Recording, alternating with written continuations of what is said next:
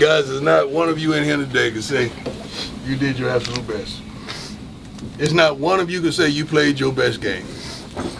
Nobody in here can say you gave the maximum effort. You gave it all you could. It's nobody. And you see the result. See, the problem is you got intoxicated with success.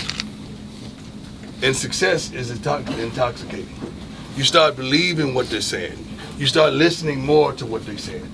You bought into all that foolishness that you were this. And you went out there and we got humbled. Coaches, players, everyone, we went out there and got humbled. The question is, guys, I'm gonna ask you one last time. Where do you go from here? God bless. We good. I'm good. Trust me. God is taking me everywhere. This is sweet. How's everyone doing? Great game by KU. They have a tremendous football team that are resilient. They have a wonderful coach. Let's close that door. Close the door, please. So it's not distracting.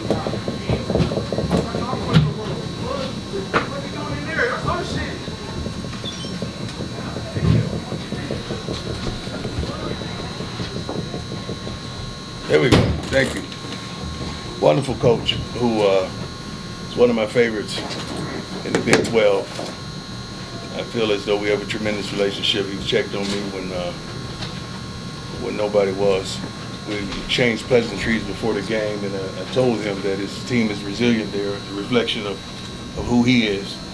They fight to the end. They're very physical. They're tough. They're tenacious. They ran the heck out of the football, which we couldn't stop, period, today. We started smelling ourselves a little bit. That's what I just told our team. We got intoxicated with the success. We got intoxicated with the multitude of articles and the assumption that we're this and the assumption that we're that, and we did not play CU football. Therefore, we got our butts kicked. It is what it is. Let's go. Nikki, go ahead.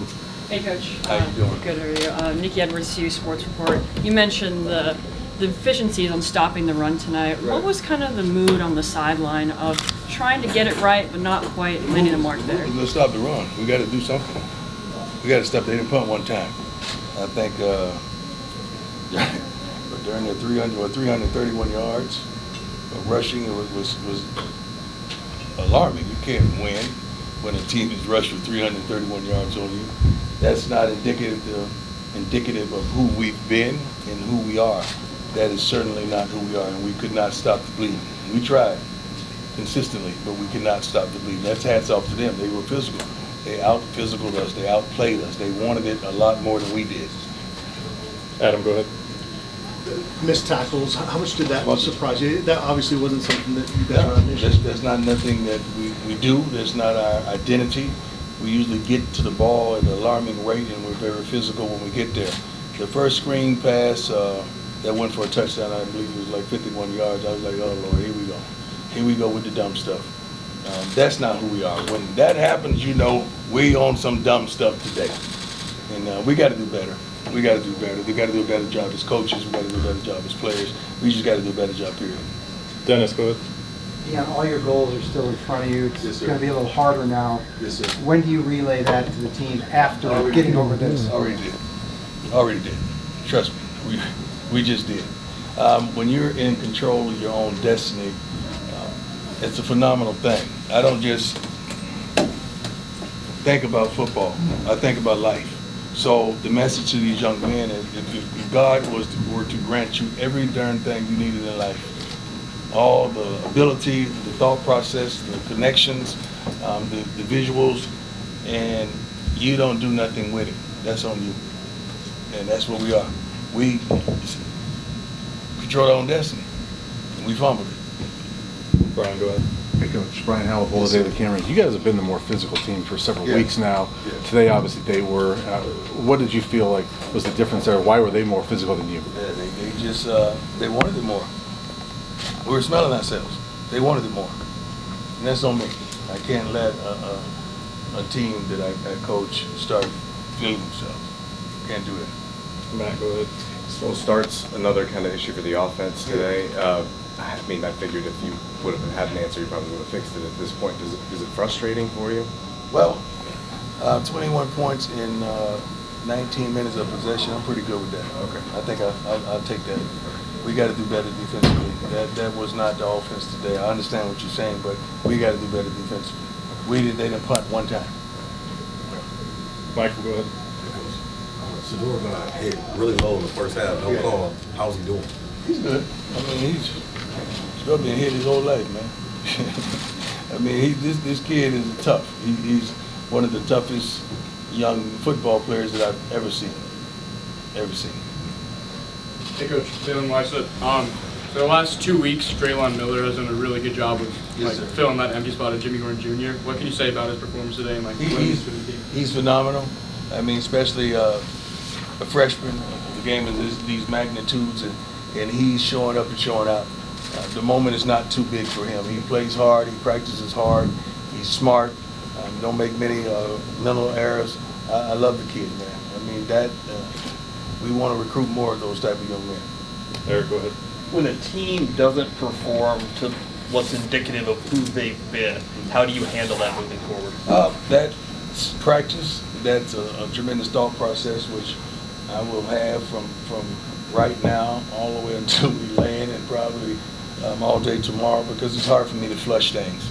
I carry them because I'm a perfectionist. I try to see what's the problem and then administer to the problem and hopefully provoke change within the problem.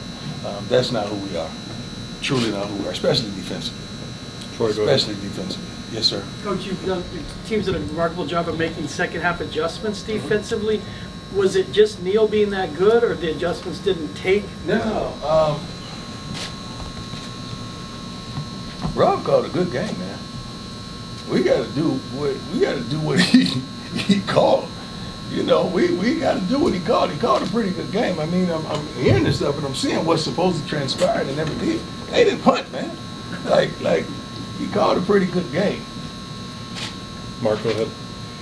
You mentioned gotten intoxicated with yourself or feeling yourself. It's easy for all of us in retrospect. I didn't say me. No. You kind of said, the way you said it sounded different. No. You're players. Okay, there you go. There you go. That's easy in retrospect. Yes, sir. You see it coming. Yes, sir. Well, we tried to handle it in the meetings. Yeah. We handle it tremendously. You know, some folks you can't put behind microphones and you can't give them podcasts. You can't do that because they get intoxicated with the success, and you know who that is. So you try your best to eliminate that. But they can't stop reading the stuff about who we are. That's a little tough. So you try to humble everything around you, and including yourself. You try your best to do such because you know what you have in the locker room. I know my kids, man. I know all of them. And I asked you a week or so ago Yes, how hard it is to handle success, especially. Well, I mean, you talking about the kids? You talking about kids? Yeah, that's tough. All of them are different, man. Some are different. Like Travis handles it pretty darn well. You know, LeJontay, Will. Some of the other guys do. Some guys don't. I mean, some of the guys that really never gotten it, but now they're getting it. That's intoxicating to them. Attention is intoxicating to some people. Brian, We gotta fix that. That's on me. I gotta fix that.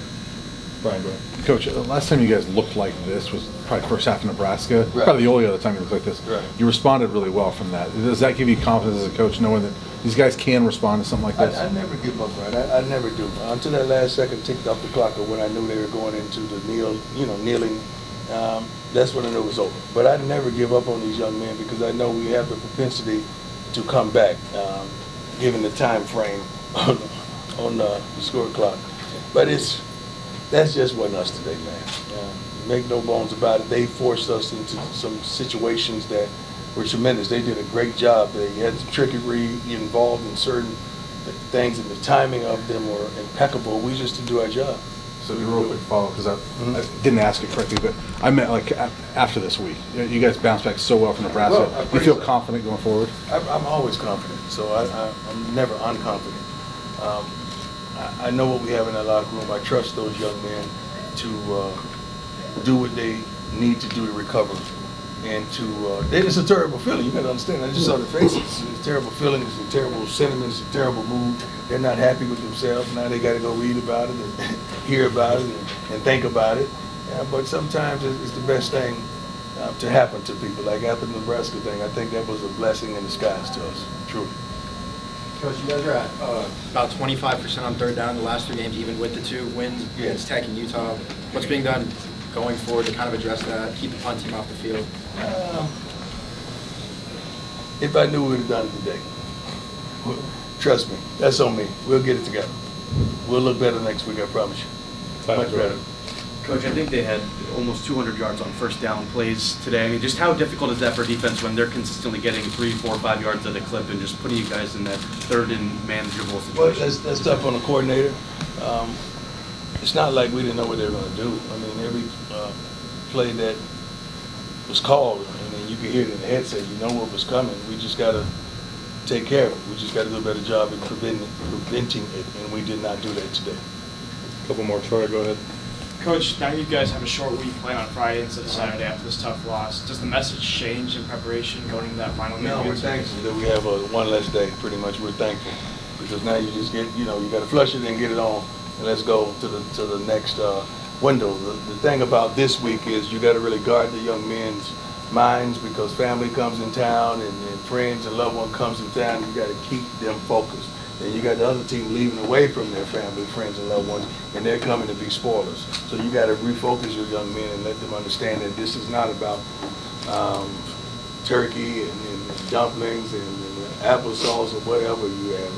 Cranberry sauce, I'm sorry, not applesauce. It's not about that. It's about football, man. Go ahead. Coach, you mentioned your relationship with Coach Leipold. You're both building programs from the ground up. What are some of the things that he shared with you to kind of help you? His optimism, his passion for the game. He's always positive, man. I've never talked to him and he was not positive. I mean, this is on the brink when them starting out bad as well. He was focusing on me and making sure I'm okay, and making sure he's okay. He's a stand-up guy, great young man. Okay, go ahead. Coach, Philip Houston left the game late. Do you have an update on the status? Well, we're hoping he didn't tear ACL. That's what we thought. That's what they're thinking right now. I'm hoping that's not the case. But thank God we have depth. We have tremendous depth on the offensive line. Anything else for Coach? Hey, thank you all. Thanks, God bless you.